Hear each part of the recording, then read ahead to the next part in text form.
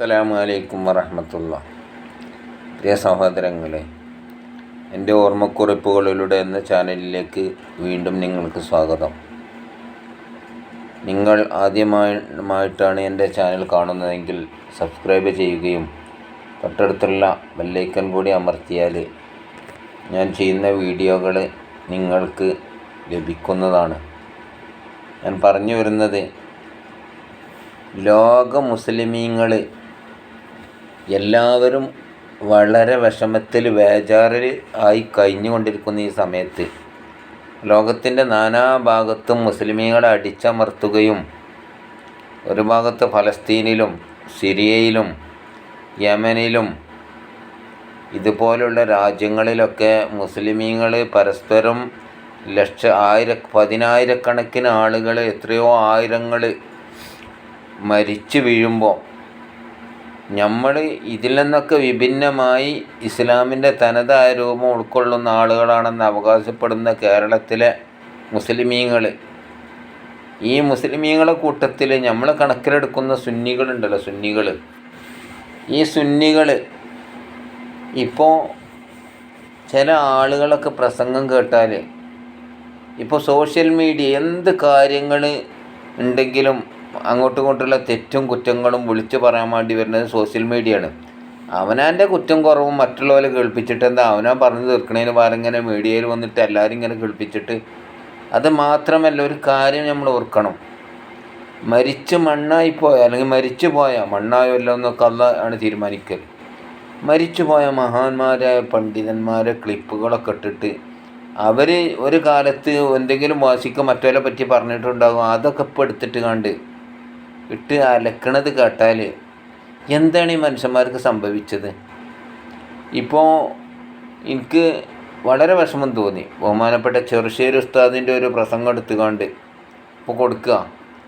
എന്താണെന്നറിയാം, പണ്ട് APK പ്രശ്നം ഉണ്ടായപ്പോൾ അങ്ങോട്ടും ഇങ്ങോട്ടുള്ള ഒരു ലഹള അങ്ങോട്ടും ഇങ്ങോട്ടും കൂടിയത്, അത് അന്നത്തെ ക്ലിപ്പാക്കിയത് ഇന്നിപ്പോൾ ഈ നാട്ടിക മുസോലിയാർക്കൊക്കെ എത്ര കണ്ട് യൂട്യൂബിലൊക്കെ ഉണ്ട്. ഇങ്ങനെ ഓരോരുത്തരുടെ എടുത്തുകൊണ്ട് ഇവരൊക്കെ മരിച്ചു പോലെങ്കിൽ അവർ വെറുതെ വിട്ടുകൂടെ?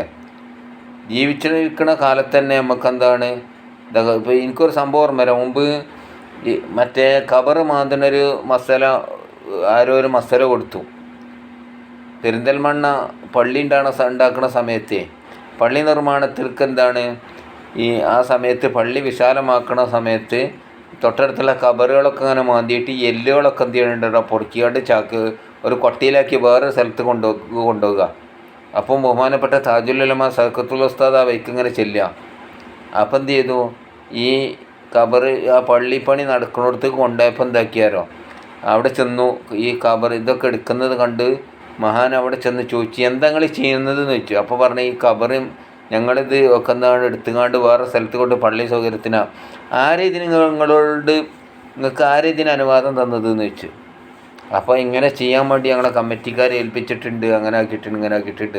എന്നാലും അത് പാടില്ല കേട്ടോ. നിങ്ങൾ ദുന്യാവിൽ ജീവിച്ചിരിക്കുന്ന കാലത്ത് തന്നെ മനുഷ്യന്മാരെ കടക്കാൻ അയക്കണില്ല, എന്നിട്ടിപ്പോൾ മരിച്ച സമയത്ത് അതാണ് ചെയ്യണത് എന്ന് വെച്ച്. ഇത് ഞങ്ങൾക്ക് വലിയ ഫത്വ തന്നിട്ട് അങ്ങനെ ഈ വലിയ ആളുകൾ ഫത്വ കൊടുത്തിട്ട് ചെയ്തതാണെന്ന് പറഞ്ഞു. അപ്പം എന്നാലും ചെയ്യാൻ പാടില്ല എന്ന് ഞങ്ങൾ എഴുതി തരുമോ കടലാസിൽ എഴുതി കൊടുത്തെന്ന് പറഞ്ഞത്. അങ്ങനെ മൂപ്പരെന്താണ് അന്ന് അതിനെ എതിർത്തു. അത് ഞാൻ പറയണത്, ഇപ്പം എന്താണ് അങ്ങനെ മാന്തല്ല ഇപ്പം ചെയ്യണത്. ഇപ്പം മരിച്ചു പോയ ആൾക്കാരെ നമ്മൾ പോലെ ഈബത്ത് പറഞ്ഞാണ്ട് നമീമത്ത് പറഞ്ഞാണ്ട് വീഡിയോ ഇറക്കുകയാണ്. ഇപ്പം ചെറുശ്ശേരിൻ്റെ ഒരു വീഡിയോ ഇപ്പോൾ പുതിയതായിട്ട് ഇറങ്ങിയാണ്, എന്താ പറയുക, സമവായ എന്ന് പറഞ്ഞിട്ട്. ഇപ്പോൾ ഒരു സമവായം നടന്നല്ലോ സമസ്തൻ്റെ ഗ്രൂപ്പിൻ്റെ ഇതിൽപ്പെട്ട ആൾക്കാർ. അപ്പോൾ ആ വായ കൊലക്കൂല എന്ന് പറഞ്ഞാണ്ട്, സമവായ എന്ന വായ കൊലക്കൂല പറഞ്ഞാണ്ട് ചെറുശ്ശേരി ഉസ്താദ് എന്നോ പറഞ്ഞ വീഡിയോകളൊക്കെ ഇന്ന് എടുത്തെടുത്തുകൊണ്ട് നാട്ടി ഉസ്താദ് ഇങ്ങനെ ആളുകൾക്ക് എത്തൊക്കെ അങ്ങോട്ടും ഇങ്ങോട്ടൊക്കെ പറഞ്ഞിട്ടുണ്ടാകും.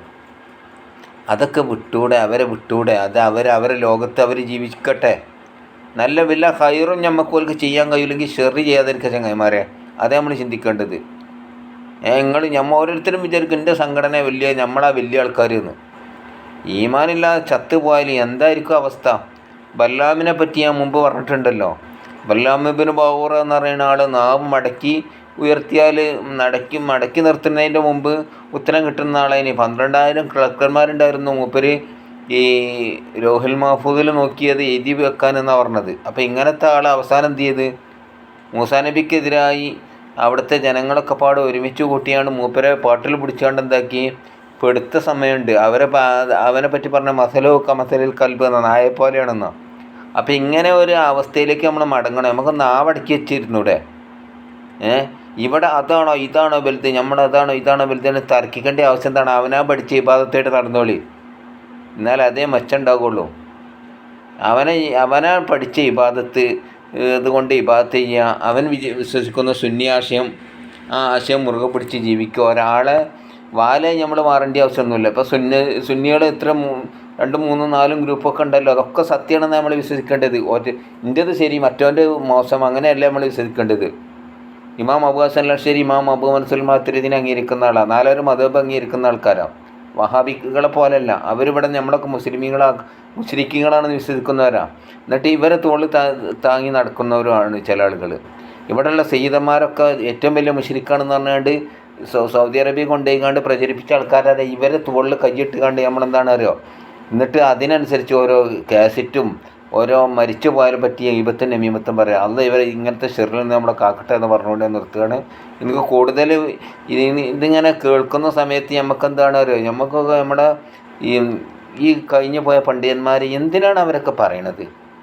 ഒരു കുറച്ച് എളുപ്പമുള്ളവരുണ്ടാണെങ്കിൽ ഇത് പറയുമോ? അവരെ ലോകത്ത് ജീവിക്കുകയാണ്. നമുക്ക് അവർക്ക് ഹൈർ ചെയ്യാൻ കഴിയില്ലെങ്കിൽ ഒൽമി ചെയ്യരുതെന്ന് എനിക്ക് പറയാനുള്ളത്.